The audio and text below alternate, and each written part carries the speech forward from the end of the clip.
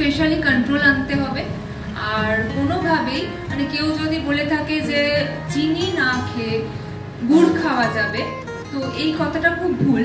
যে আমরা চিনি, মধু, গুড় কোনোটাই খাবো না, পুরোটাই কার্বোহাইড্রেট বা সুগারকে বাড়িয়ে দেবে আমাদের।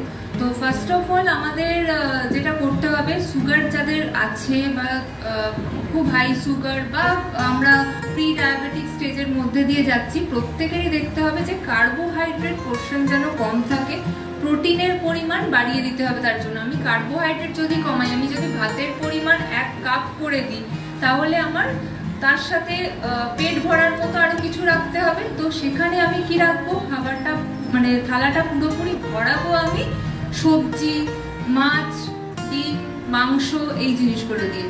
তো আমাকে প্রোটিন খাবারগুলো ভালো করে রাখতে হবে। ইভেন ফ্যাটেরও দরকার আছে আমাদের খাবারে। এরকম না যে আমি ডায়াবেটিস হয়েছে বলে কার্বোহাইড্রেট পুরো বাদ দিয়ে প্রোটিন